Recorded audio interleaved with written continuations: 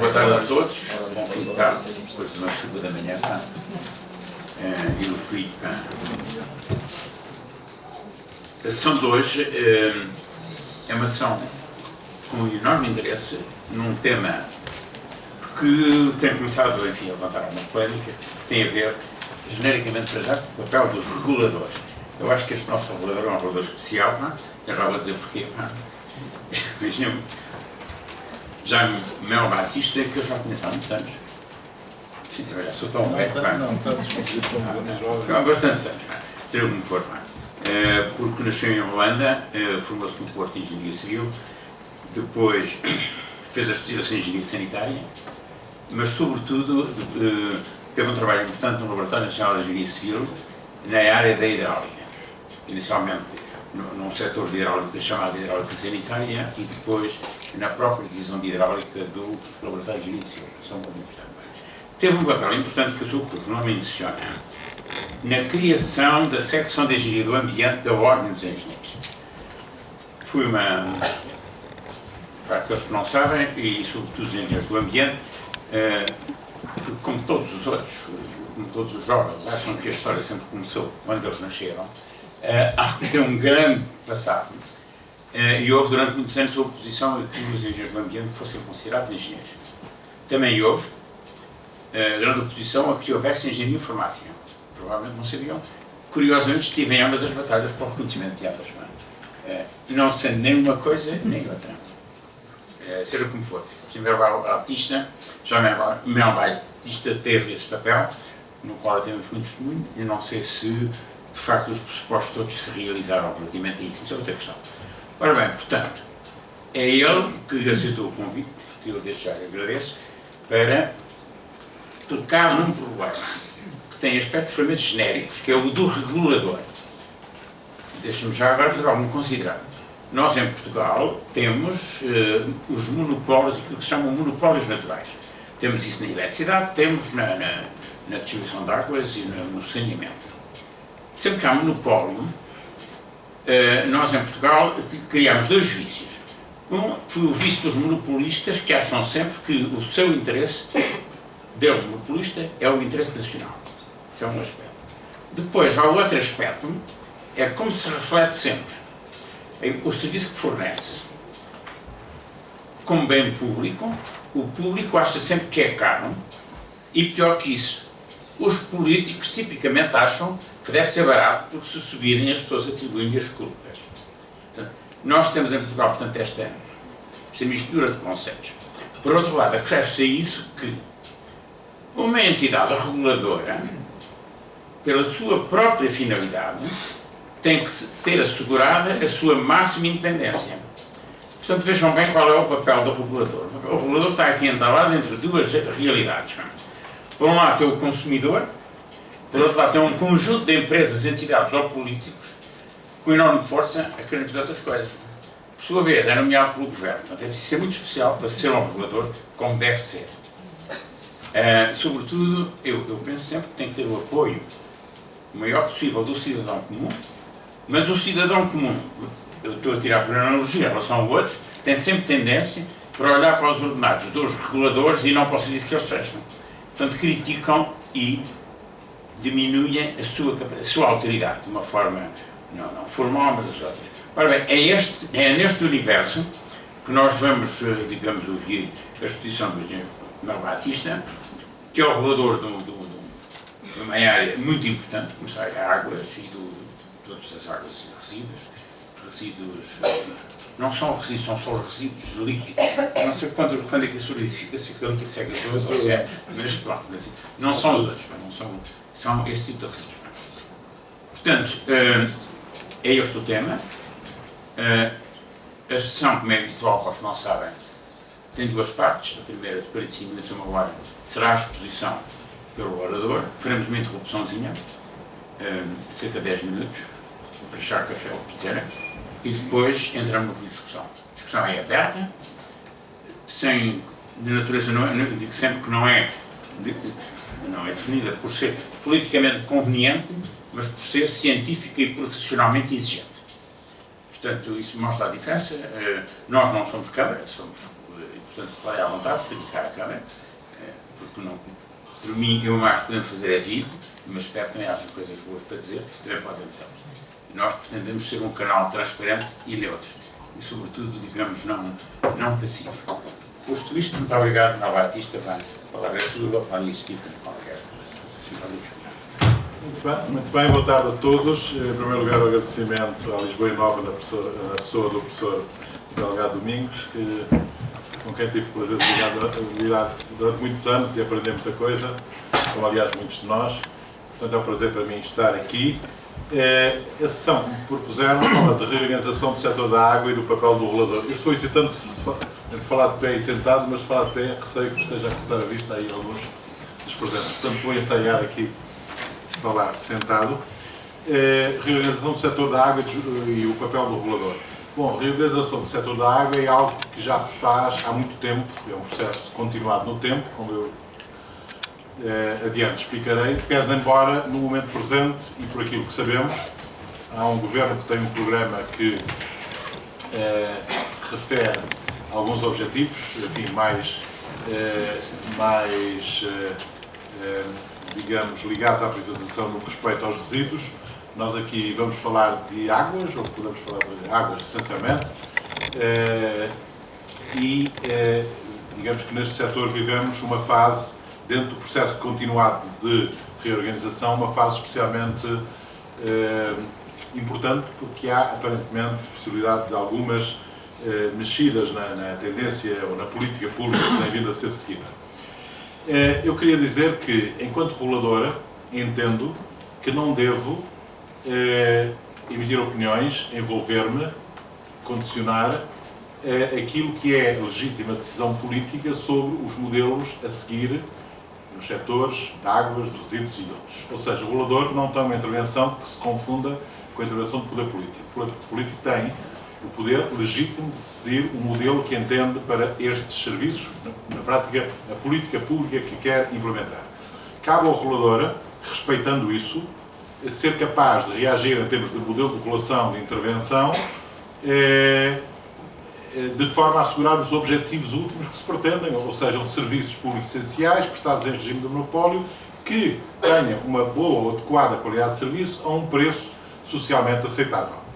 E, portanto, o modelo regulatório tem que se adaptar à evolução dos tempos e, nomeadamente, às mudanças que eventualmente haja do poder político. Portanto, eu não vou dizer se gosto mais deste modelo ou do anterior em termos de mais privado ou menos privado, mais Estado ou menos município ou mais município, porque isso é essencialmente uma decisão política que devo naturalmente respeitar. Vou dizer-vos como é que nós tendemos a reagir a isto. É também interessante dizer que neste momento, neste preciso momento, e estou a ver ali o Sr. Deputado com muito gosto, está no Parlamento em discussão a nova lei orgânica da ERSAR. Não apenas a nova lei orgânica da ERSAR, mas também a nova lei orgânica da ERSAR. Eu, aliás, estarei lá na próxima semana para ser ouvido pelos senhores deputados, com muito gosto. E no essencial, a nova lei do regulador traz três grandes, três aspectos-chave, três novidades de certa forma. Primeiro, transforma um regulador que era um instituto público, ou ainda é um instituto público, numa entidade administrativa independente. Portanto, atribui-lhe formalmente independência do ponto de vista funcional, do ponto de vista orgânico e do ponto de vista financeiro. Primeiro ponto. O segundo ponto, consolida a universalização da regulação a todos os operadores. Nós existimos durante muitos anos, mais exatamente até o ano passado, com um mandato condicionado à regulação apenas das concessões, que são um dos três modelos existentes no país. Há concessões, gestão direta e gestão delegada. E agora há uma universalização da intervenção regulatória que intervém sobre todos os operadores e não apenas as concessões. E isso é extraordinariamente importante.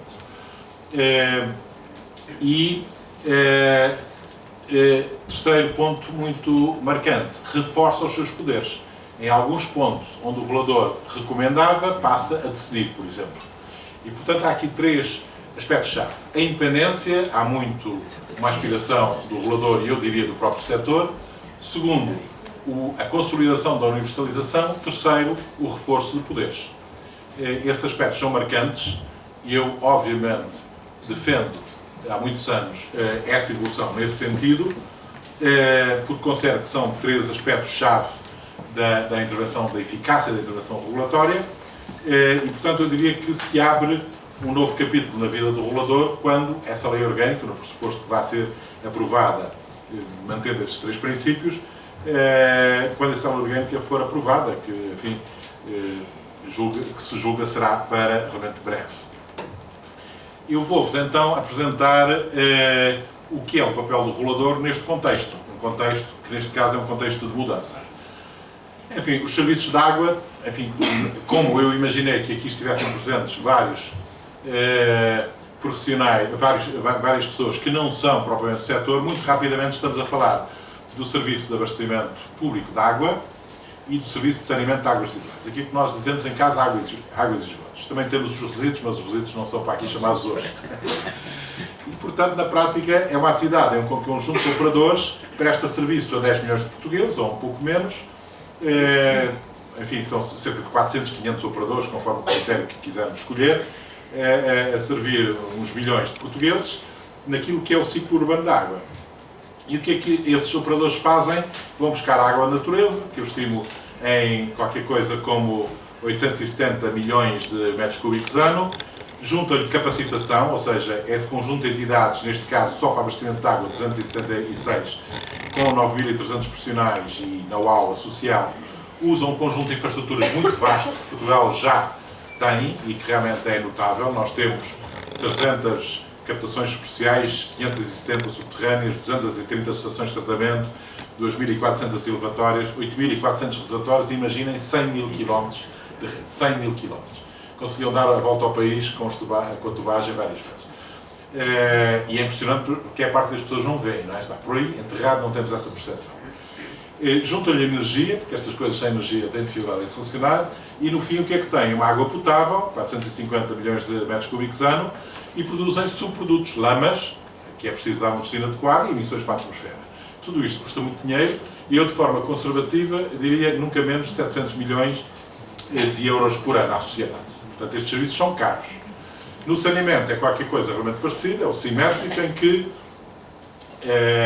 em que são produzidas águas residuais, 400 milhões de metros cúbicos ano, 284 operadores, que eu devo ter posto isto aqui em automático, peço desculpa destes saltos, mas 284 entidades, com 5.700 profissionais e um conjunto de infraestruturas também notável, 50 mil quilómetros de coletores, 4.400 elevatórios, 2.500 hectares, 1.800 fossas sépticas, 26 emissários submarinos, juntam-lhe energia e daí produzem uma água residual tratada, que tem como subproduto lamas, que é preciso tratar e isso é um problema sério, e emissões para a atmosfera. Alguns costumam perguntar porque é que o senhor começou com um caldo de 150 milhões de metros cúbicos de água e saiu com 500 de águas residuais. É fácil porque no meio chove, a água da chuva infiltra nos coletores e o problema é que aumenta o caudal, que dá origem a vários problemas. Tudo isto também custa muito dinheiro e, de forma conservadora, pelo menos 700 milhões de euros por ano à sociedade.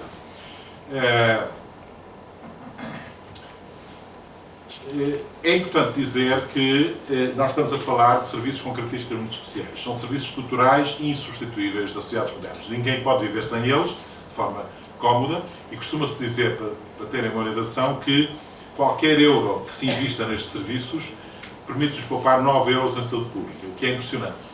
E se nós pensarmos bem, é verdadeiro. Há doenças por via hídrica, há muitas.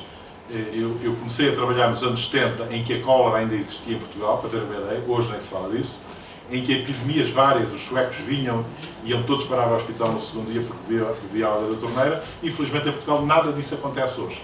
E portanto, nós investimos o tal euro e poupamos 9 euros, ou estamos a poupar 9 euros em saúde pública. E também para as atividades económicas, diz que 1 euro investido nestes serviços pode representar 6 euros em benefícios económicos. Porque é óbvio, um operador, uma empresa, produza qualquer coisa que tenha água boa e barata, obviamente é mais competitiva no mercado, porque o fator de produção é barato e bom. E dito isto, eu queria vos dar uma breve noção do contexto internacional, que é importante neste momento e neste século. Nós estamos a falar de um serviço que é uma prioridade em termos políticos em todo o mundo. Porquê? Porque realmente, olhando agora não para Portugal, para o mundo, nós temos cidadãos que em termos de abastecimento de água, têm condições de tratamento completamente diferentes. Nós, felizmente, revemos esta imagem, podemos ver um belo copo de água que está aqui e chegar a casa de tomar um belo duche. Mas do outro lado está esta população. São nossos concidadãos deste mundo que bebem água naquelas condições, e aquele jovem negro que está ali, do continente onde eu nasci, que sou africano, como muito bem disse, está a beber por um tubinho que alguém lhe ofereceu, que tem um filtrozinho para evitar que ele beba larvas. Bebe muita outra porcaria, certamente, mas as larvas ficam, e as larvas podiam matá-lo a seguir, ok? E no saneamento nós estamos habituados a isso, uma simpática casa de banho, que achamos que é uma coisa vulgaríssima, e que depois temos esgotos que vão para estações de tratamento, mas do outro lado há esta imagem. Isto são latrinas à beira do rio, e uma senhora cá em baixo também numa outra latrina. Isto é parte da população muito significativa que vive assim. E isso resulta que nós podemos viver num país onde se encontram estes cantinhos agradáveis para passear, e há quem tenha este ambiente para viver. Ok? Portanto, isto é a diferença entre certos mundos e outros mundos, ou seja, certas sociedades e outras sociedades. Isso faz-nos pensar. Qual é o enquadramento institucional, então? Há, digamos, dois pontos marcantes. O primeiro foi as Nações Unidas em 2000, portanto há pouco mais de uma década, disse, ou estipulou ou aprovou os chamados Objetivos de Desenvolvimento do Milénio. E o que disse foi, isto é inaceitável, aquilo que vemos atrás, e nós queremos até 2015, que está já aí, reduzir para metade a população que não tem acesso em condições a esses serviços. E tomaram uma série de iniciativas. Se nós agora, estamos quase em 2015, fizermos a análise para Portugal, obviamente Portugal cumpriu este objetivo, obviamente. Mas muitos países da África, da Ásia, da América do Sul, estão em grande dificuldade para cumprir esse objetivo. E estão em grande dificuldade na água e especialmente no saneamento. Se perguntarem às Nações Unidas, elas vão-vos dizer: nas águas vamos cumprir o objetivo. No saneamento é que não. Bom, mas se aprofundarmos o assunto, vão cumprir o objetivo melhorando o abastecimento de água dessas populações, que não é numa torneira, não pensem. É no mesmo poço ou num poço ao lado, que tem a vantagem de estar já com uma pastilha de cloro para desinfetar. Portanto, a melhoria é muito relativa aqui. Portanto, é muito difícil, em termos internacionais, as evoluções que todos desejamos. Portugal aqui não tem problema, e mais recentemente é muito interessante saber que as mesmas Nações Unidas, em 2010, declararam o acesso aos serviços de água e saneamento como um direito humano. Isto é importantíssimo de ponto de vista jurídico. Aquela lista de direitos humanos que todos conhecemos, mais ou menos, juntou-se uma linha, duas linhas, uma para abastecimento e outra para saneamento. Portanto, são direitos humanos e isso tem impacto jurídico forte, obviamente. A particularidade também muito interessante é que foi escolhida pelas Nações Unidas uma portuguesa para ser a representante das Nações Unidas para esse dossiê, que é a doutora Catarina Albuquerque, que por acaso vive em Lisboa, e que tem feito um trabalho intenso, circulando pelo mundo, visitando países e promovendo este direito à água. Porque é muito bonito dizermos que a água é direito humano, a importância é perceber como é que isso se traduz na prática, o que é que se tem que fazer para lá chegar. Mais uma vez, Portugal está muito avançado nesta matéria, mas ainda tem duas ou três falhas, na nossa opinião. Saberão, por acaso, que nas prisões portuguesas até há 3 anos ainda se usava o balde? Isso é uma ofensa em termos de acesso à água, ao saneamento, naquele caso, como direito humano. Deixou de se usar, felizmente. Mas foi há 3 anos. 3 anos. Ok? De qualquer modo, nós estamos muito adiantados relativamente, obviamente, ao panorama mundial. Mas se nós pensarmos as comunidades migrantes, uma comunidade de cigana que chega a Portugal e que se instala à entrada de uma vila para fazer durante uma semana o seu comércio. Vocês imaginam as condições de água e saneamento que eles têm? A água, com um bocado de jeito, vão fazer uma ligação mais ou menos clandestina a qualquer marco de água que encontram por ali, ou, com um bocado de sorte, a um fontaneiro que esteja ali perto. E o saneamento, quero que eu vos descreva, não vale a pena. É atrás do arbusto. Isto é direito humano? Não é. Haverá soluções, são difíceis, mas é isso que hoje Portugal está a estudar, e Portugal, nesta área, em cooperação com a doutora Catarina, está envolvido naquilo que é mais avançado em termos de definição de direito humano, trabalhando com franceses, holandeses, ingleses, e irá produzir, nesse pequeno grupo de países, uma recomendação no próximo ano para todos os países do mundo sobre como é que isto dos direitos humanos se concretiza na prática. O que é que tem que se fazer? No essencial, o que é que isto quer dizer? Quer dizer que os serviços têm que estar fisicamente acessíveis, dimensionados para as necessidades, para o número de pessoas em causa, higienicamente seguros, naturalmente, economicamente acessíveis e culturalmente aceitáveis. Culturalmente aceitáveis porque uma casa de banho aqui não há de ser igual a uma casa de banho na Índia nem no Japão. Portanto, há diferenças e há que respeitar as culturas. Já agora é interessante, eu li um artigo muito recentemente, muito curioso, em que vocês sabem qual é o ponto da casa mais limpo, habitualmente e estatisticamente falando? A casa de banho e dentro da casa de banho a sanita. Não é espantoso? Mas é interessante porque se nós pensarmos, é realmente a sanita que está sempre a ser esfregada com detergentes. Portanto, se chega lá alguém e vai apanhar uma amostrazinha junto à cama, uma amostrazinha no canto da sala e outra na sanita, a sanita vai precisar mais limpa. Esses direitos humanos devem, obviamente, assegurar o acesso a esses serviços sem discriminação, com participação dos cidadãos no processo de decisão e com mecanismos de reporte e monitorização para que todos saibamos como é que está a situação. O que é que um Estado tem que fazer? Tem que respeitar esse direito, tem que proteger esse direito e tem que cumprir esse direito. A questão que estamos agora a trabalhar é, então isso quer dizer que tem que fazer isto, aquilo, aquilo outro, é a tal publicação que sairá no próximo ano. Então nisto, qual é o papel da regulação dos serviços de águas? O que nós queremos é promover estes serviços, que já foi dito, são prestados em regime de monopólio, com qualidade adequada, a preços socialmente comportáveis e com um nível de risco aceitável. Este terceiro aspecto as pessoas não pensam muito, mas eu represento a Água em Lisboa, tenho aqui colegas de Lisboa, da IPAL, nós temos que tomar permanentemente decisões de dizer vamos ter um sistema de abastecimento de água de Lisboa, ou qualquer outro município, que é pensado, concebido, dimensionado, construído para um determinado nível de risco, que se traduz numa qualidade de serviço que é adequada e num preço que é acessível para todos nós.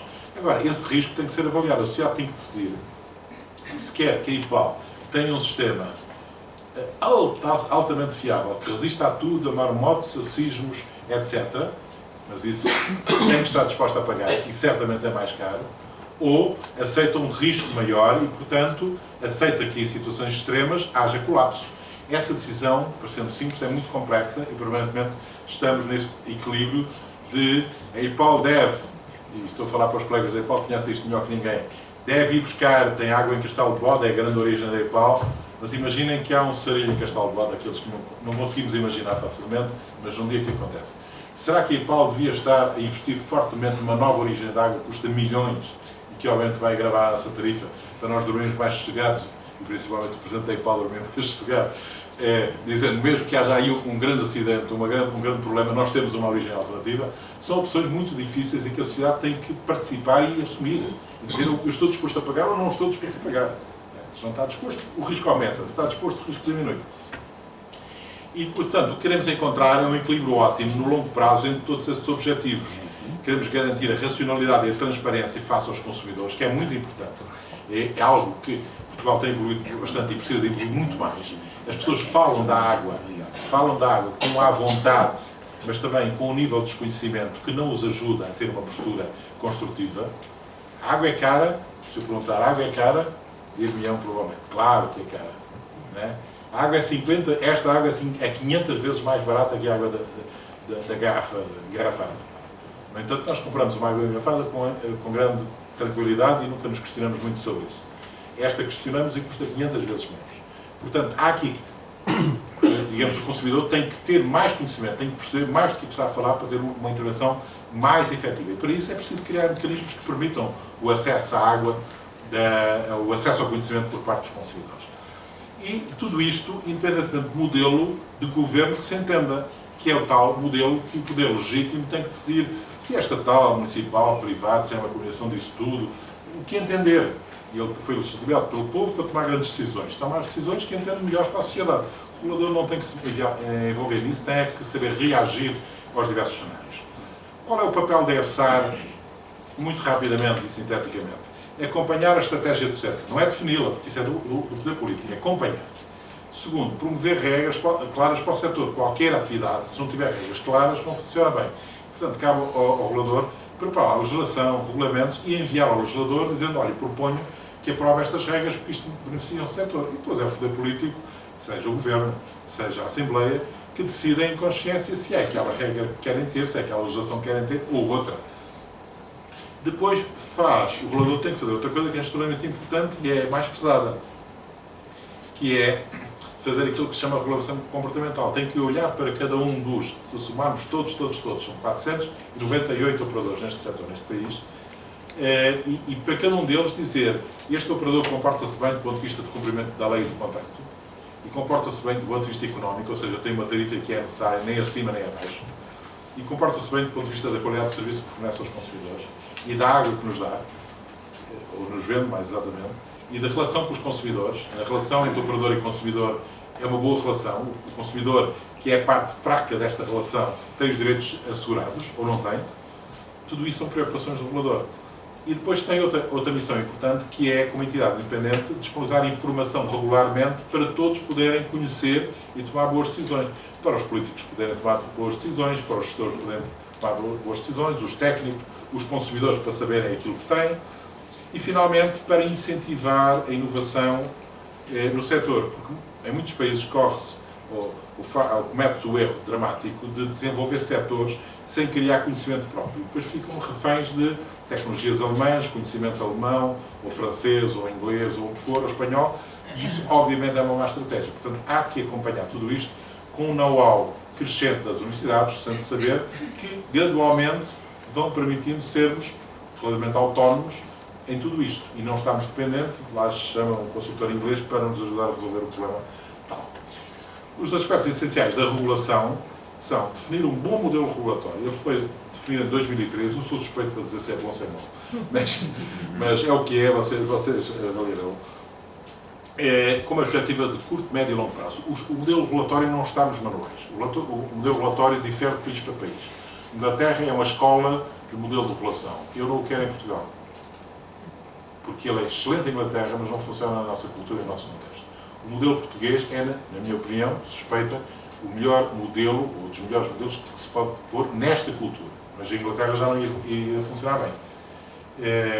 É muito interessante que uma equipa alemã, muito recentemente, escreveu o seguinte, eu não os conheço sequer. Na Europa há 3 grandes modelos de governança em termos regulatórios. O modelo inglês, que chamam regulação autoritária. O modelo português é que chamam regulação colaborativa, e o modelo alemão que se chama autorregulação.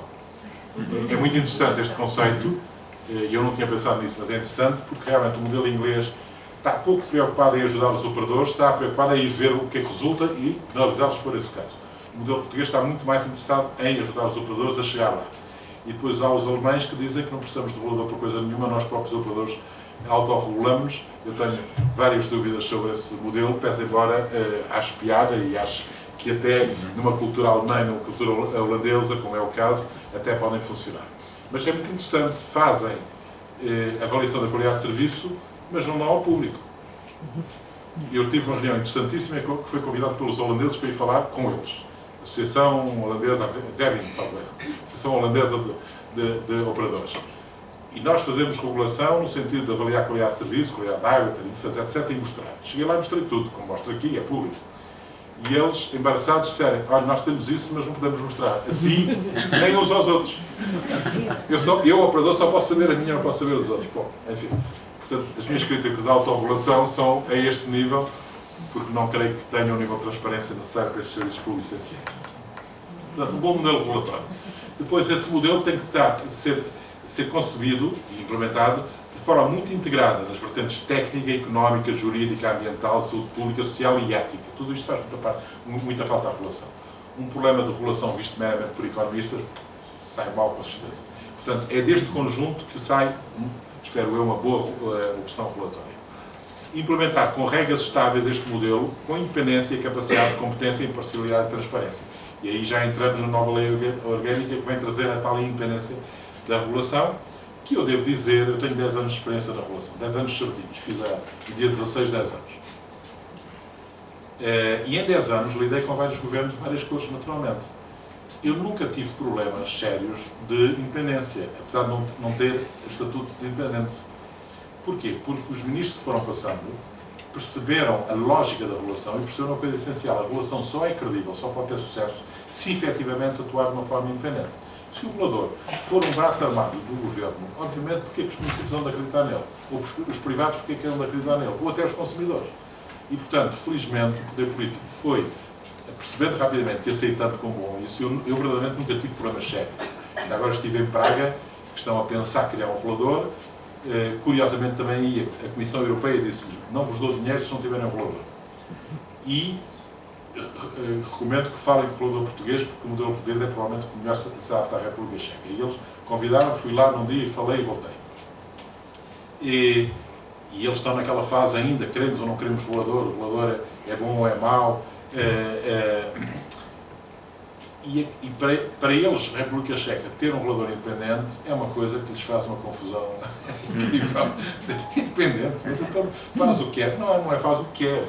Ele faz a sua missão e tem que reportar perante a sociedade, perante o Parlamento, por exemplo, que eu defendo intensamente. Felizmente o Parlamento tem chamado o rolador a esta área e outros, obviamente, e deve fazê-lo bastante, e deve ser exigente. Porque ele tem que prestar contas. O rolador tem que dizer: eu estou a fazer ou não estou a conseguir fazer.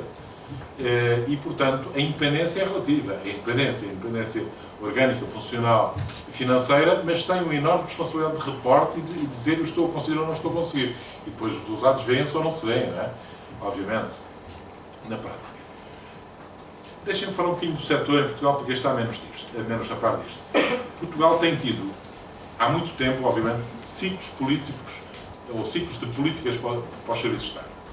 E é interessante, há uma publicação, porque é interessante, que é nossa, feita pelo professor João Pato, que é um sociólogo, e que o que eu lhe pedi foi: vá aos últimos 100 anos e verifique todas as políticas públicas da água que houve e os seus resultados, bons ou maus. E para quem gosta disto, é muito interessante ver os falhanços e também alguns sucessos ao longo da história. Ele aliás, disse-me uma coisa surpreendente. Disse: eu consigo fazer esse trabalho porque eu vou ao Parlamento e, surpreendentemente, consigo aceder a toda a informação, atas do Parlamento, de há 100 anos atrás, estão digitalizadas. Eu confesso que sentia orgulho em ser português naquele momento. É fantástico, eu não sabia, mas é fantástico. E, portanto, ele fez um trabalho muito, muito curioso, que revela esses falhanços e esses sucessos, mas o que nos interessa agora é este último ciclo. O último ciclo que é a política de 93, que até agora se manteve com algumas oscilações constantes. Portanto, nós temos uma política que tem 20 anos, grosso modo, com os seus sucessos e insucessos que eu vou falar a seguir. Essa política apareceu criando ou introduzindo o conceito de empresarialização do setor, portanto, uma gestão mais profissional, a constituição de um grupo, Águas de Portugal, que bem conhecem, a abertura ao setor privado e a lógica e o princípio de que tínhamos sistemas essencialmente municipais, nós temos tradição municipalista, e devíamos caminhar gradualmente para sistemas regionais. Porquê? Porque, em termos de economias de escala, é nos regionais que encontramos provavelmente o ponto ótimo em que se consegue, com determinada qualidade, o mais baixo preço. E, portanto, iniciou esses grandes princípios e iniciou-se este processo, este ciclo político de 20 anos. O que é que eu acho que... eu sou, digamos, eu nesta altura, há 20 anos, apesar de tudo, era bastante mais jovem, com muito menos poderes, e, portanto, eu era um acompanhante, um participante do processo, mas liderado por terceiros, e, portanto, tiro o chapéu a quem teve esta lógica. Porquê? Porque esta lógica procurou criar uma política pública com uma visão integrada. E porquê? Muitos países, nomeadamente da África, cometem o erro imenso de dizer: eu estou numa situação desesperada em águas e saneamento, mas, fantástico, arranjei a Comissão Europeia, ou o BEI, ou não sei quem, a cooperação alemã, que me dão milhões para isto, vou resolver o meu problema. Quando me fazem essa pergunta, eu respondo imediatamente: não vai resolver nada. O senhor vai gastar dinheiro, mal, daqui a 10 anos o vinho está igual ao que está, porque o senhor julga que com dinheiro resolve este problema. Não resolve. O problema é essencial, mas é uma das muitas peças deste problema. E, portanto, o que o senhor tem que fazer é isto que eu digo aqui: tem que ter uma visão desse país para o setor. O que é que quer esse país? Nós dissemos isso nos vários PASAs, atualmente no PASAR 2 e agora está-se a preparar o PASAR 3. Portanto, tem que saber o que é que quer, que objetivos quer chegar, que instrumentos quer utilizar.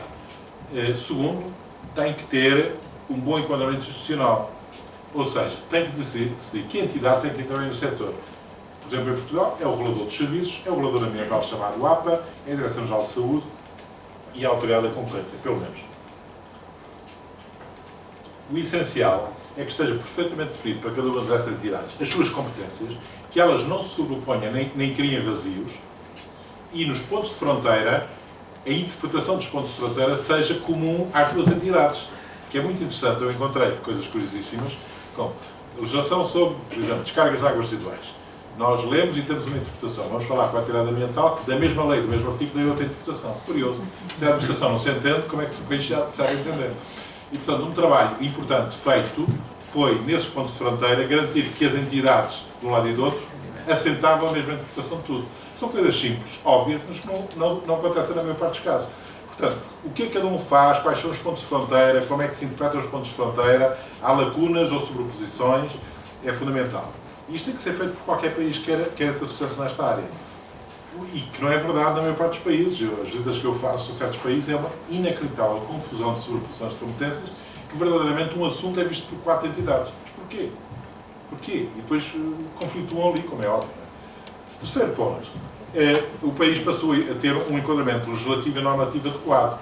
O país criou legislação nova em 93, 94 e voltou a criá-la em 2009, uma segunda geração, que é, na minha opinião, mais uma vez suspeita, uma boa base legislativa para este serviço ter as regras claras de funcionamento. Sem isso é complicadíssimo. Portanto, um bom quadro jurídico é essencial. Terceiro, definir que modelos de governança quer ter. E lá está a história da decisão política. Eu quero ter privados ou não quero ter privados? Eu quero ter só o Estado ou só os municípios? Eu quero ter um pouco de tudo? E, portanto, há que definir politicamente e depois há que regulamentar cada um deles. Então, se eu for um privado, tenho que atuar de acordo com estas regras. Se for um público municipal, de acordo com aquelas outras regras, que não são exatamente iguais, porque têm contextos diferentes cada um deles. Se for o Estado, de acordo com aquelas regras. Nós também já temos isso, felizmente, há bastantes anos. Depois, preocupar-se com organizar o país. O país era municipal, no essencial. Tirando a hipótese, do resto era municipal. E a questão foi, é esta a solução ótima? Não é, porque em termos de economias de escala, uma curva de economias de escala cresce, cresce, cresce e depois estabiliza, tendencialmente. E, portanto, se eu estou cá em baixo em operadores pequeninos, estou numa situação um pouco confortável, não estou na situação ótima. Que é isso, tenho custos unitários muito mais elevados do que eles podiam ter. Mas se eu subir na curva, até um ponto ótimo, então aí está a solução em que eu posso conseguir o mesmo resultado com o menor custo possível. É aí que devemos estar. E depois crescer mais do que isso não interessa, porque a curva tornou-se horizontal, não adianta nada. Esse estudo conduz às chamadas economias de escala. E, portanto, a agregação que assistiram no país nos últimos 20 anos resulta desse princípio. É preciso agregar. Nós fizemos essa agregação das altas, que não estará completa, mas que está bastante avançada. Não fizemos ainda nas baixas em muitos casos. Portanto, temos muitos municípios a atuar isoladamente. Se há municípios que têm escala para funcionar com estes serviços de forma razoável, outros não há. Vamos imaginar Barrancos. Barrancos tem uma dificuldade de conseguir custos unitários baixos.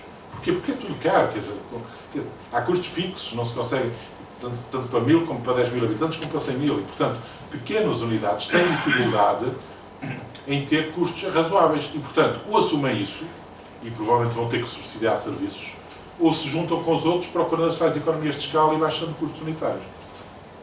Depois, outro ponto. Nós, obviamente, com os financiamentos comunitários, aumentámos imenso a nossa infraestrutura. Nós tínhamos muitíssimo menos infraestrutura, hoje somos um país infraestruturado nesta área. Nós temos das melhores estações, em termos tecnológicos, ao nível da Europa. Eupal, Águas do Algarve, Águas do Douro e Paiva, têm unidades de tratamento que são tão boas, são boas em qualquer sítio, na Alemanha, etc. Nós temos realmente uma infraestruturação notável. Não está completa, pois não, mas está realmente muito próxima disso. Nós temos capacidade para gerir recursos financeiros, que aprendemos com alguns falhanços em termos de fundos comunitários. Gerir fundos, gerir dinheiro não é fácil. Não é dizer, dei cá que eu gasto. É preciso gerir aquilo é uma ciência. Portanto, nós aprendemos a fazer isso. E nós criámos recursos humanos em grande número e altamente capacidade. Nós temos técnicos, engenheiros que trabalham aqui, que trabalham nos Estados Unidos ou na Alemanha com igual facilidade. Porque têm realmente um know-how notável. Eu quando comecei a trabalhar, em 76, lembro de ficar um pouco traumatizado, porque uma vez trabalhava na Liberal e entrei num gabinete de arquiteto que me tinha pedido para ir fazer águas de esgotos e quando ele entrei, ele estava numa grande reunião com uma série de técnicos, olhou para mim e disse: "Seja bem-vindo, engenheiro dos canos." E eu fiquei um pouco traumatizado, engenheiro dos canos. Mas realmente era a lógica da altura. A lógica era um tipo que punha uns canos para aí para resolver o problema. Entre isso e a situação atual vai um mundo de diferença. Hoje são tecnologias altamente sofisticadas, feitas por gente que sabe muito do assunto, com recurso a tecnologias, nanotecnologias, à eletrónica, enfim, a um mundo de coisas que, enfim, há 30 ou 40 anos nem se imaginava. Depois temos mecanismos para avaliar a qualidade de serviço. Também aqui, falar de qualidade de serviço, toda a gente gosta. Mas a pergunta é, o que é que isto é? E durante décadas a gente depois não sabia dizer o que era isto. Se vocês forem ver os relatórios dos anos 90, dizem, e a qualidade de serviço é razoável. E eu até sou amigo das pessoas que escreveram aquilo, mas é razoável o quê? É razoável, nem é muito boa, nem é muito má. Está bem. Hoje, como verão à frente, e alguns já conhecerão, isso há um mundo de diferença. Hoje avaliamos qualidade de serviço com indicadores altamente exigentes, com métodos de cálculo mais ou menos sofisticados. Portanto, há um mundo de diferenças entre o que se fazia e o que se faz hoje. Avançámos para algo que é a recuperação tendencial de custos. Portugal, durante muitos anos, praticou tarifários claramente abaixo das necessidades. Isso só pode criar problemas, vai acumulando, vai-se buscando dinheiro ao orçamento do municipal, disto e daquilo, mas depois, quando há o azar de não haver orçamento municipal, aí temos um sarilho grande, porque isto não fecha, não é? Não fecha, não há dinheiro, e então, quando não há dinheiro, não se fazem obras, nem sequer a manutenção, e se ninguém reparar, se fechar a estação elevatória, a estação de tratamento de esgotos durante a noite, aquilo poupa-se energia e tal, e está com um bocado de sorte, ninguém vê a descarga que se faz. Portanto, a sustentabilidade económica é fundamental. Eu diria que o próprio cidadão tem que estar preocupado com ela. É uma falsa economia dizer, a sua tarifa é baixíssima. Eu fico logo desconfiado, baixíssima. Então, como é que você com essa tarifa baixíssima faz um serviço que eu quero? Não faz. É impossível fazer. Simplesmente é impossível fazer. E, portanto, a recuperação tendencial de custos aliás, é uma orientação europeia e é uma prática de bom senso, sem prejuízo de uma série de preocupações sociais que eu também direi. Agora, neste aspecto, foi, na minha opinião, um dos aspectos onde menos avançámos. Avançámos nos sistemas em alta, que eram estatais, mas nos sistemas municipais, digamos, durante muitos anos, reagiu-se a isso no sentido de não fazer. E só ultimamente é que há uma aproximação à recuperação de custos. Nós temos operadores que hoje não cobram o serviço de saneamento. A pergunta é como é que fazem. Bom, vão buscar os dinheiritos do orçamento municipal e fazem aquilo pelos mínimos. Qual reabilitação de sistemas, qual não sei o quê, qual telemetria, nada disso. É dos mínimos. Portanto, temos outros, e nos resíduos também temos. Na água, felizmente, já todos cobram. Mas mesmo assim, na água, há quem cobra 20 cêntimos. Não há ninguém que faça um serviço de condições por 20 cêntimos do lado público. E, portanto, há aqui um enorme esforço. E a ERSAS só passou a ter poderes nesta área em 2012. Portanto, só agora é que nós vamos poder pressionar no sentido de evolução. Depois, há também muito trabalho a fazer, e Portugal fez há uns 4 anos ou 5, ao nível da proteção dos consumidores, porque os consumidores são a parte fraca. E o operador tende a explorar até onde pode, digamos, a lei no sentido de se defender a ele, mas provavelmente penalizando o consumidor. Portanto, a legislação mais ou menos recente nesta área, na minha opinião, foi muito importante. Eu não concordo com toda ela, devo dizer, mas concordo com a maioria. Protege bastante bem o consumidor, em certos casos até de forma exagerada, noutros casos de forma insuficiente, mas enfim, o sistema é razoável, não perfeito. Depois, outro aspecto é a investigação e desenvolvimento. Aquilo que eu disse há pouco, se não criarmos em paralelo isto, obviamente o país fica dependente de tecnologia estrangeira. Felizmente criámos. Hoje há muitas universidades, há um LINEC, há imensos centros de conhecimento que trabalham ao nível do melhor europeu.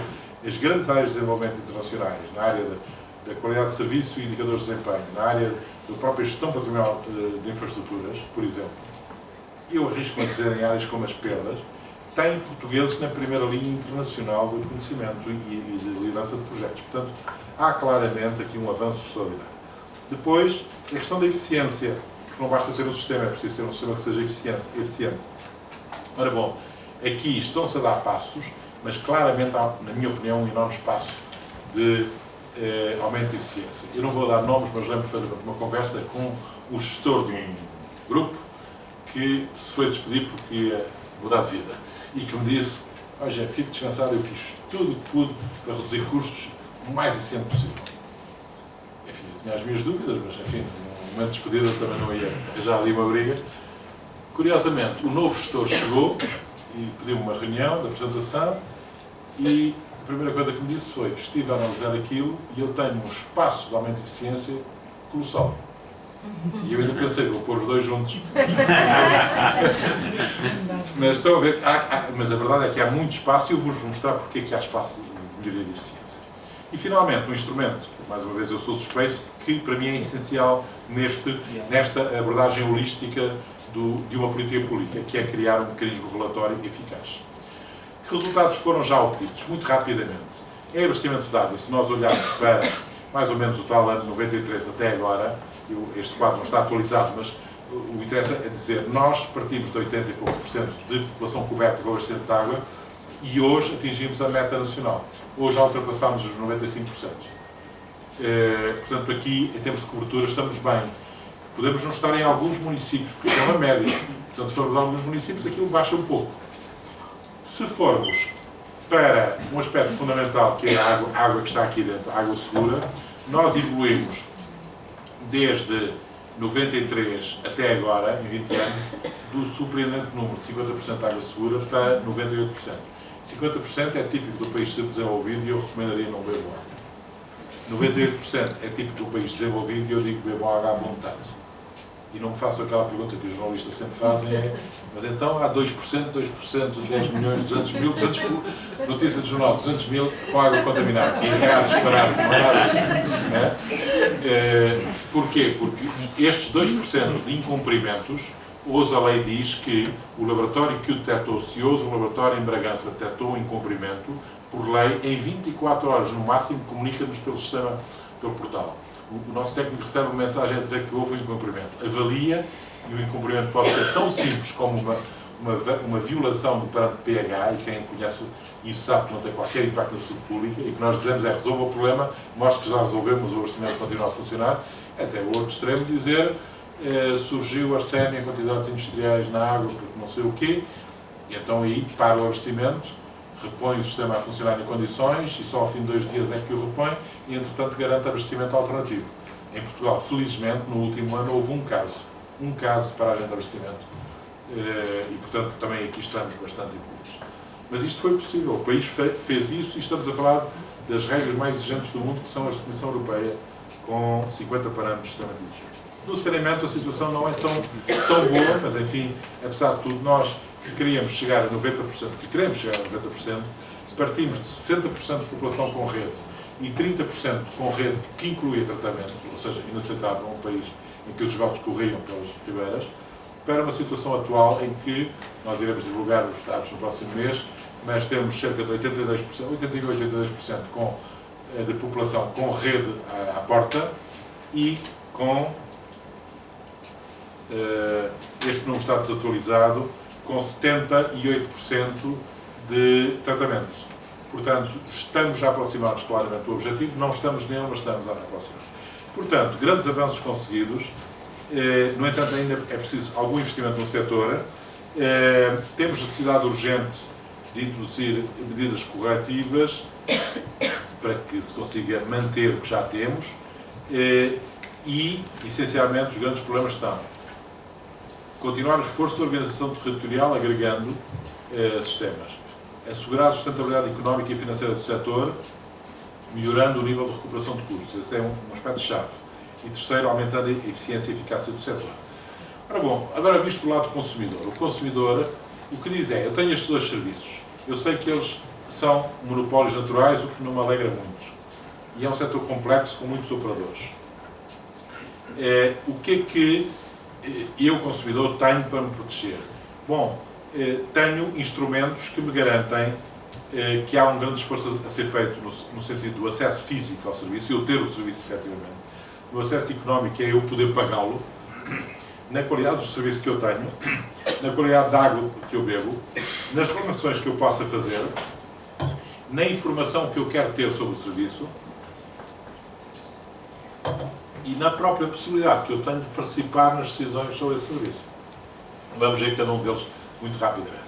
No acesso físico ao serviço, eu, cidadão, sei que o Estado,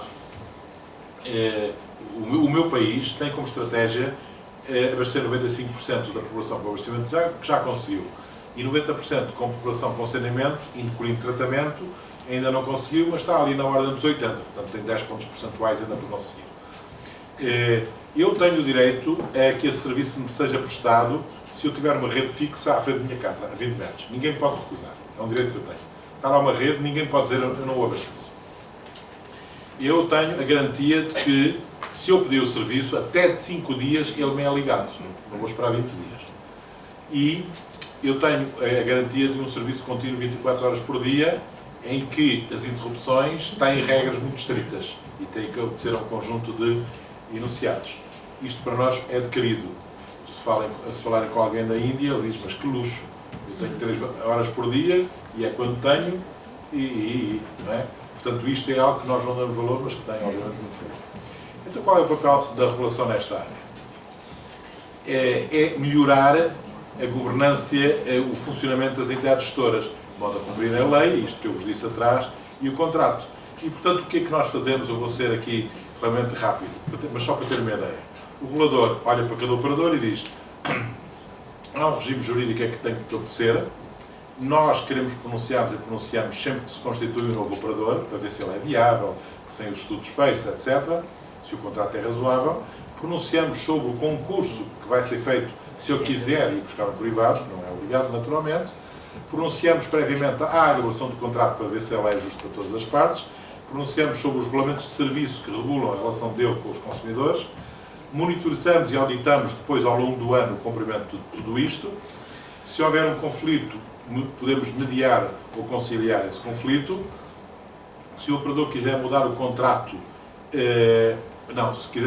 se o próprio operador quiser mudar, ou seja, este operador, como está a acontecer agora, este operador vai se fundir com o outro. Também somos ouvidos obrigatoriamente antes disso ser definido. E se houver um fim de vida de um operador, ou seja, o operador terminou o contrato, vai-se embora, também temos que ser ouvidos para garantir que no dia seguinte está tudo a funcionar mesmo. Depois avaliamos anualmente tudo isto, produzimos a informação que é pública e disponível para todos vós e até podemos premiar os melhores operadores. Se olharmos agora para os aspectos económicos, eu, consumidor, estou preocupado. Como é que eu estou protegido do ponto de vista económico? Bom, a lei diz que as tarifas têm que ser compatíveis com a capacidade económica da população, não é mau. Foram criados indicadores da sociedade económica que garantem, que medem, que eu faça o meu poder de compra e faça aquilo que eu pago por estes serviços. A relação entre o que eu pago e o poder de compra está sempre abaixo de 1% para cada um destes serviços, para eu poder pagar sem prejudicar a minha vida normal. Existe uma tarifa volumétrica com escalões progressivos. Nós recomendamos 4 blocos. O primeiro é baratinho, o segundo e o terceiro ao preço razoavelmente real, e o quarto é penalizador de maus comportamentos ambientais. Se eu tiver um enorme jardim, piscina, dar água, vou pagar muito por cada metro cúbico de água. Portanto, é um mecanismo correto do ponto de vista de incentivos ao comportamento do consumidor. Nós propusemos a extinção do ramal, da cobrança do ramal, porque se vocês construírem uma casa, vocês não têm com certeza poder de compra, mas uma família muito humilde que vá construir uma casinha e que no fim quer ligar à rede. O que a família me diz é: olha, eu consigo pagar lá os 5 euros a 10 por mês para ter água. O que eu não consigo é pagar 2.000 euros do ramal que me pediram. Isso eu não consigo. E, portanto, é uma barreira ao acesso, é uma violação de direitos humanos, na nossa opinião, e nós recomendamos que o custo do ramal, que tem que ser pago, atenção, seja pago incluído nas contas gerais e, portanto, nós pagamos na tarifa. Não naquele momento que apresentam uma conta de 2.000 euros, mas ao longo de 30 anos, e, portanto, aí eu já consigo pagar. E os outros pagamos isso sem problema. Depois, a limitação de serviço a cobrar autonomamente. Nós encontramos muitos operadores que usam a técnica da sopa de pedra, que é: o tarifário é este, é baratinho, mas se você precisar disto, olha, é mais tanto, e aquilo é mais tanto. E então, como eu às vezes preciso dessas coisas, afinal a conta não é tão baratinha, é muito maior. Portanto, o que nós dizemos é: deve estar quase tudo metido nas tarifas e, portanto, é claro para todos quanto é que custa. Não mandem depois a cobrar mais coisas para isto e para aquilo. Depois, existência de um tarifário social. Se for uma família pobre, de poucos rendimentos, posso chegar ao meu operador e dizer, ou devo poder chegar ao meu operador e dizer: eu tenho um rendimento abaixo de X e, portanto, peço-vos que tenha acesso ao tarifário social, em que só pago pelo primeiro escalão, baratinho, até um volume razoável de água. Portanto, não vou por aqueles escalões crescentes. e além disso não pago a tarifa fixa, e portanto tenho um valor residual, pago 3 euros. E portanto, com 3 euros, apesar de tudo, governo, não é? Um tarifário familiar, para famílias grandes, em que é injusto, porque ela, uma família grande, vai sempre parar ao quarto escalão, não é? Não é por causa da piscina, mas é por causa dos filhos. E portanto, aí, um tarifário familiar cria muito mais justiça. E a proibição de calção. As calções deixavam de ser permitidas, a não ser em situações extremas. Qual é o papel da regulação neste caso? Obviamente, melhorar o comportamento do operador do ponto de vista económico. E o que é que nós fazemos? Muito rapidamente, todos os anos recomendamos pressupostos económicos para os operadores propõem um tarifário, nós analisamos o tarifário, essa análise vai ao operador para contraditório, depois as tarifas são aprovadas por quem de direito, ou seja, a ministra, nos sistemas estatais e os municípios nos sistemas municipais. Isto é uma das áreas que a nova lei orgânica vai introduzir alterações. Por exemplo, está proposto que as tarifas dos sistemas estatais, o Estado passe para o regulador o poder, portanto o regulador que hoje faz um parecer amanhã decide a tarifa de um sistema estatal. Depois os operadores já têm a tarifa, divulgam-na, aplicam-na, nós podemos fiscalizar a qualquer momento e, terminado o ano, o operador dá-nos os reais, porque até aí esteve a trabalhar com previsões, dá-nos os reais, nós validamos os reais, analisamos, interpretamos, fazemos o diagnóstico do comportamento daquele operador no ano passado, do ponto de vista económico, numa folha A4, que pode ser objeto de contraditório por parte do operador. Depois fazemos um benchmarking em que comparamos aquele operador com uma série deles, e fazemos evolução no tempo dos indicadores económicos, divulgamos e premiamos para isso. Isto é um pormenor para vos mostrar. Isto é um utilizador que nós fazemos do índice de acessibilidade económica. Aqui estão todos os operadores do país de abastecimento de água, nesta curva azul, e o que nós dizemos é, em cada município, para uma família média, a fatura é esta. Pagam em média X. 100 euros por ano, não interessa o quê. Vamos ver o rendimento médio familiar da população nesse concelho, e vemos o primeiro pelo segundo, e sai um indicador de acessibilidade que nós queremos que esteja idealmente abaixo de 0,5%, mas nunca acima de 1%. O que é que isso quer dizer? No meu orçamento, no máximo 1% eu afeto a isso. Portanto, 99% para o resto não me posso queixar que a água me inibe de comprar alimentos ou o que for. Como vê, a situação atual é muito simpática, até gosto tudo no verde e no amarelo, não há ninguém no vermelho. O drama não é este. O drama é com a pressão sobre as tarifas, e nós sabemos que muitas tarifas estão muito abaixo do real, elas vão subir, a curva vai subir. O que nós queremos é que ela suba, mas não chegue ao vermelho. Portanto, vai ser essa habilidade, e se mantivermos a estrutura desagregada de municípios, de acordo com as nossas análises, há municípios, quando praticarem uma tarifa que recupera o custo, já estão no vermelho. E é isso que não deve acontecer, por razões óbvias. No saneamento é a mesma coisa. O cenário é simpaticíssimo, está tudo no verde, aqui meio dúzia no vermelho, no amarelo, desculpem. O problema é que há uns ali no fundo que nem cobram saneamento. Então, se fizerem as contas, não sei onde é que vão parar. Ok? Bom, e na qualidade de serviço? Na qualidade de serviço, o que nós queremos é que o operador, eu vou ser mais rápido aqui, o operador promova um serviço que tenha a qualidade, e a qualidade adequada. O que é isso? É o papel do regulador dizer o que é isso e medir isso. Portanto, o que ele faz é define o que é qualidade. Está num guia técnico, que é gratuito, está no site da ERSA, basta descarregar, é o guia técnico 19, que diz exatamente o que é a qualidade. Os operadores, no mês de março, carregam a informação toda que está nesse guia técnico. Nós, são cerca de 60 dados por atividade, nós validamos a gabinete, depois vamos para o campo e validamos no campo todos esses operadores, e depois avaliamos o operador em termos de qualidade de serviço. Olha, de acordo com os 16 indicadores de qualidade de serviço de água, você está bem aqui, está mal ali, está no limite acolá, etc. Damos a possibilidade de contraditório, depois comparamos operadores uns com os outros em benchmarking, avaliamos a evolução no tempo dos indicadores, divulgamos e premiamos. Os indicadores são esses. Por exemplo, na água nós queremos saber qual é a acessibilidade física que o operador promove, tem a rede ou não tem disponível, qual é a acessibilidade económica, ou seja, o impacto na família, se tem falhas ou não, se tem qualidade, se responde às reclamações, se recupera os custos, se tem adesão ao serviço, porque neste país um dos problemas também muito graves que temos é que infraestruturamos o país, mas há operadores que infraestruturaram o seu concelho e só têm neste momento 50%, 30% ou 40% da população ligada. Agora imaginem isto, que é o impacto na saúde pública e no ambiente, e o que é o impacto no operador em termos económicos. A tarifa que ele precisa é o dobro daquela que precisaria. E isso porquê? Porque as pessoas têm culturalmente muito aquela coisa de eu tenho um poço, a minha avó bebia, a minha mãe bebia, eu também bebo e vou continuar a beber. Ou eu tenho uma falsa cética e quero lá saber da rede pública. Sem a percepção que estão a pôr em causa a saúde da família, porque o poço não é controlado, e estão a pôr em causa o ambiente, porque a falsa cética vai infiltrando esgoto no solo, e têm à frente um serviço de excelente qualidade a que não ligam para poupar os dinheiros. Portanto, temos aqui um problema sério para resolver. A questão da água não faturada, portanto, perdas físicas e comerciais, adequação da capacidade de tratamento, reabilitação de condutas, ocorrência de avarias, recursos humanos adequados ou não, as perdas físicas do sistema, se têm licenças ou não, a eficiência energética do sistema e as lamas, para onde é que lançam as lamas. E, necessariamente, há uma coisa parecida com esta, e eu vou-vos mostrar aqui, isto são dados muito recentes, eu pus pequenino para vocês não conseguirem ver, porque eu sou avô advogado no próximo mês. E, portanto, espero que consigam ver o que está. Na prática, o que está aí é uma fotografia do país em termos de água não faturada. Portanto, perdas físicas e económicas de cada um de todos os operadores que existem no país. Não vou deixar fazer nenhum... aumentar aqui o slide. E se calhar não os deixo cá, não é?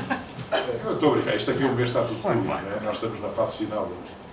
Isto é a fotografia do país, com 350 operadores, em termos de água não faturada. E vocês reparem o seguinte, isto tem, na prática, isto é o seguinte,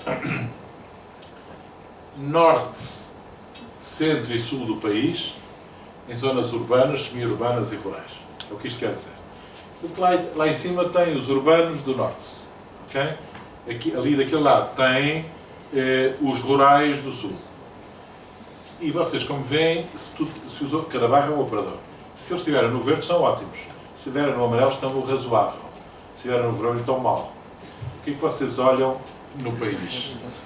Olham que, se na zona urbana o problema está razoavelmente controlado, uma outra exceção, na zona rural, a grande maioria dos operadores, reparem que só estes aqui é que estão bem ou razoável. Tudo isto tem perdas a mais.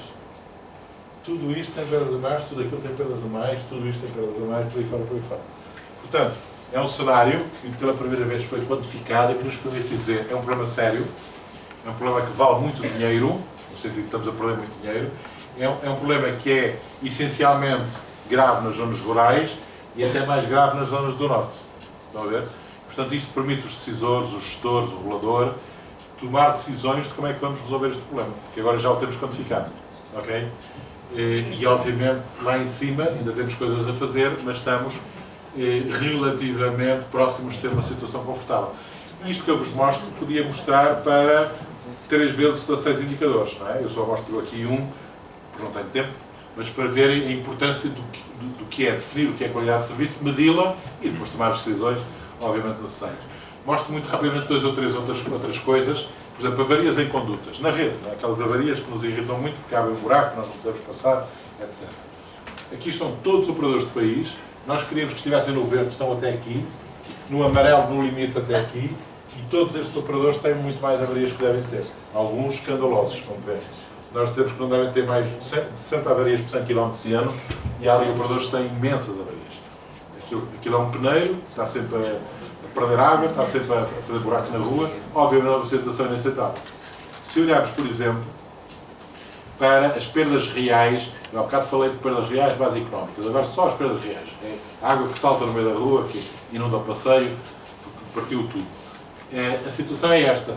Nós queríamos que estivessem aqui alguns estão, no máximo aqui alguns estão, mas metade estão claramente com muito mais perdas reais do que deviam, em vez de 50 litros por 100 km, por ramaliano, dão valores muitíssimo maiores. Portanto, aqui é a fotografia do país e é com base em boa informação, tudo auditado, que nós podemos tomar boas decisões. Um último exemplo, reabilitação de condutas. Verifica-se uma insuficiência da reabilitação no país, porque nós dizemos que a reabilitação deve estar entre 1 a 4% de reabilitação de tubagens por ano, e vejam que a grande maioria dos operadores não a faz, por isso simplesmente. Não há prática nem cultura de reabilitação. Depois há uns que fazem e outros estão a fazer muito, pela simples razão porque têm um passivo grande e, portanto, em vez de reabilitar 1 ou 2 ou 3 ou 4%, estão a reabilitar 6 ou 7 ou 8% para um dia que encontrou o seu operador ali no meio. É fácil, é mais ir para o lado esquerdo. Isso é fácil. Assim, sem ver. Ok, na qualidade da água, também vou ser muito rápido. O que é que o cidadão quer? Ter boa qualidade. Qual é o papel do regulador? Fazer isso que está aqui, definir, aprovar, exigir e aprovar planos de controle anuais dos operadores, depois acompanhar e fiscalizar a execução desses planos, ver se os laboratórios de análise estão a fazer bem o trabalho, receber os incumprimentos em tempo real e poder reagir a eles em 48 horas, corrigindo esses incumprimentos, depois receber os dados todos dos operadores anuais, validar, processar, avaliar o comportamento de cada operador, dar-lhe oportunidade de contraditório, fazer o benchmarking com outro operador, avaliar a evolução dos parâmetros no tempo e reportar isto publicamente. E é aqui que nós já estamos numa situação extremamente confortável. Nunca se pode dormir sossegado com a questão da qualidade da água. Há sempre um dia que aparece um telefonema que me estraga completamente o dia, mas enfim, são exceções. São exceções. E a máquina está sempre... reparem, esse caso que eu vos disse do ano passado, em que foi o único que interrompemos o abastecimento, o sistema já é sofisticado e o operador já é muito capacitado, e entre a detecção do problema, ou a partir da detecção do problema, foi possível interromper o abastecimento antes da água chegar à cidade, a meio. Portanto, quem estava na cidade nunca chegou a beber aquela água. Isso é o ideal. Parou-se, esvaziou-se, a cidade foi abastecida de forma provisória, e só quando o sistema estava resolvido é que foi reposto o funcionamento. Direito dos consumidores no respeito às reclamações. Muito rapidamente, o que aquela senhora que vai reclamar quer é que a sua reclamação seja boa e respondida. Vejam o aumento no número de reclamações nos últimos anos. Okay? Isto não quer dizer degradação de qualidade da água, quer dizer que passou a haver um mecanismo que o legislador e bem fez, obrigando ao livro vermelho de reclamações em todos os operadores, e as pessoas habituaram-se ou estão-se a habituar a usar esse mecanismo que antes não usavam. Posso dizer que metade das reclamações do consumidor tem razão, na outra metade não tem, estatisticamente falando, elas crescem que se fartam. E o que é que o regulador faz? Tem que criar um mecanismo, que é este, que a senhora reclama, o operador fica com uma cópia, dá outra cópia à senhora e manda ao regulador o original. Nós contratamos as duas partes, se as duas partes se entenderem sozinhas, fantástica, e fantástico, e se o entendimento for bom, fantástico. Se não, nós intervimos, damos o parecer, recomendamos uma solução, e caso uma das partes não queira segui-la, remetemos para a via judicial ou parajudicial, onde aí a decisão é final. Depois fazemos as estatísticas, divulgamos e premiamos, e estamos a fazer isso com cerca de 5.000 reclamações por ano, que é obviamente imenso. Para terminar, ou quase terminar, a informação como um aspecto importante dos cidadãos. O cidadão tem que conhecer informação para poder ser um operador, um cidadão ativo e com opiniões sobre o assunto. O que é que eu vos queria dizer? É que hoje o cidadão tem acesso a muita informação e a grande maioria não consulta. Naturalmente, eu sou cidadão e também não consulto muita informação de outros setores que andam por aí. Mas se quiser saber quem é o seu operador, que qualidade de água bebe, que qualidade de serviço tem, que tarifa tem e que reclamações o seu operador tem, tudo isso está acessível com 3 cliques no portal da ERSAR. Okay? Estava até este ano acessível para as concessões, que eram aqueles que regulávamos, a partir do próximo mês está acessível para todos os operadores. Portanto, não há razão para nós em casa, depois de jantar, dizer, vamos lá ver o meu operador. Olha, é um tipo simpático que faz bem o trabalho. Eu não.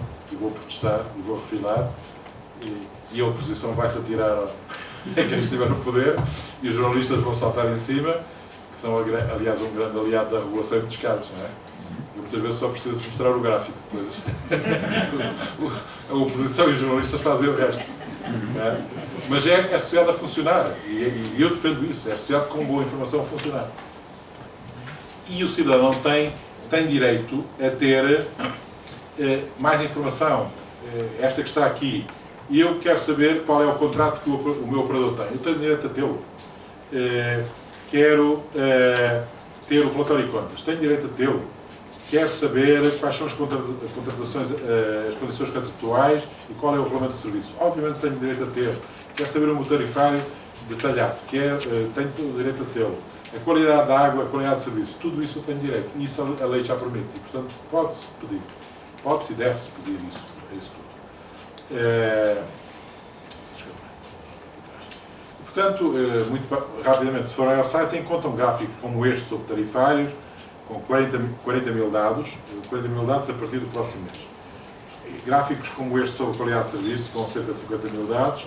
Gráficos como este sobre a qualidade de água, com cerca de 640 mil dados.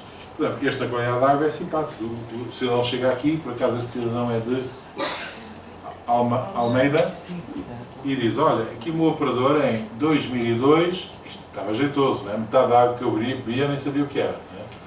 Mas olha, ele reagiu e hoje é um operador quase exemplar. Estou tranquilo. Aqui não devia estar tranquilo, aqui estou tranquilo. Era aqui que os suecos vinham passar férias na terra e eu tudo para o hospital. Aqui não, de certeza que não vou para o hospital. Ok? E nas reclamações também queria saber, olha, este vinha a Almeirim e disse, este operador de Almeirim teve 20 reclamações no ano passado, a grande maioria delas relativa a faturação e cobrança. É típico. Acho que é faturação e cobrança. É típico, é onde nós temos mais reclamações. Curiosamente, se formos ver a qualidade da água não tem praticamente nada, tem pouco. Só 20. Como? Só 20 reclamações. Vinho? Só 20 reclamações. Este... Não, atenção, isso é importante a sua pergunta. 20 reclamações escritas no livro de reclamações. São aquelas que têm esse mecanismo. Porque o cidadão é livre de reclamar como quiser.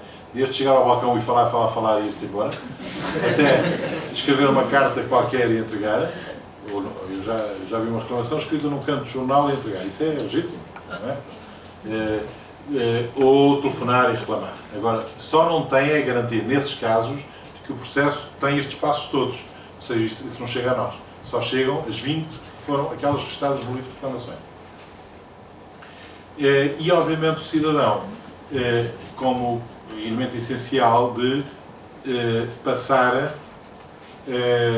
de aumentar o seu conhecimento, a sua sensibilização e passar a terceiros. Isto é uma série filatélica que nós emitimos com os CTTs, que eu acho engraçado, mas eu sou suspeito, mas que são de 4 selos que encontram, imagino eu, em qualquer estação de correios e que podem pôr na vossa carta. O primeiro diz água da torneira, água de confiança. O segundo diz poupar para já não consigo ler nada. Para ter amanhã. O terceiro diz tratar águas residuais, proteger o ambiente. E o quarto diz separar resíduos para reciclagem. Enfim, é uma forma simpática de passar uma mensagem de forma simples a milhões de pessoas para que eles possam ter um comportamento futuro mais não só ambientalmente amigável, mas mais interventivo enquanto agentes que são do setor das águas. Eles têm o direito a participar. E eu termino com isto, quer dizer o seguinte: em Portugal também está criado um mecanismo de participação dos cidadãos. A Estado tem um conselho consultivo presidido por um antigo ministro, relativamente ao qual eu não tenho qualquer poder, ele é realmente independente, como deve ser, que tem à volta da mesa 34 conselheiros. Eu amanhã tenho uma reunião de conselho consultivo, eu não sou do conselho, sou convidado para lá ir. Os conselheiros são eles. Eles têm todo o poder para discutir, pedir informação, recomendar, criticar o regulador. E lá estão os representantes dos consumidores. Portanto, o consumidor tem lá representantes que podem e devem pôr os seus pontos de vista.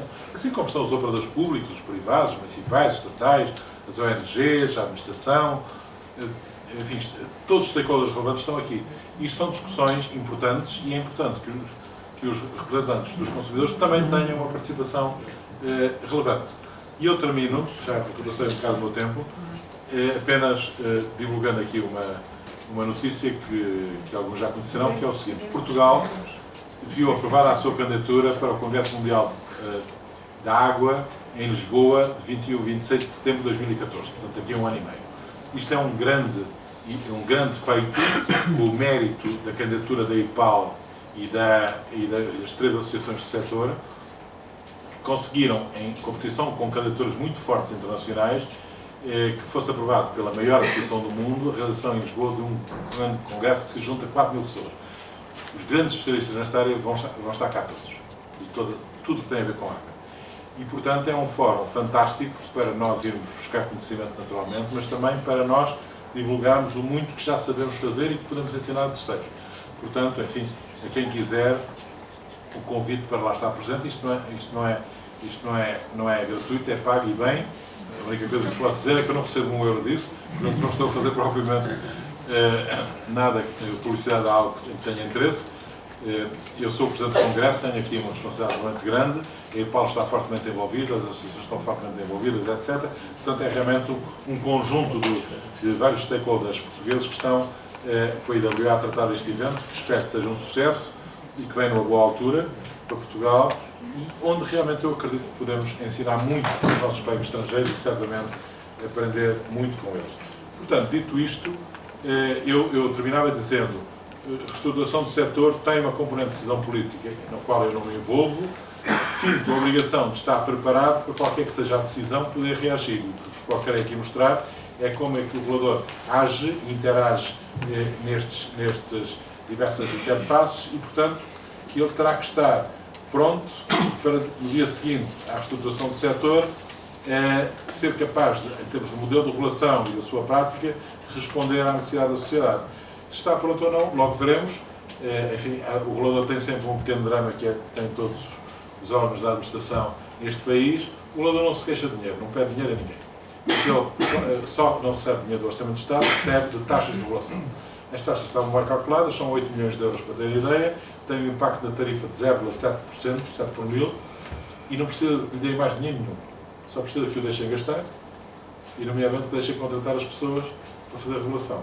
O regulador tinha 60 e tal pessoas, quando regulava 60 e tal operadores. O regulador tinha 60 e tal pessoas, quando regulava 60 e tal operadores. Neste momento regula 498, que é um aumento de 700%, tem as mesmas 60 e tal, menos algumas que se apresentaram.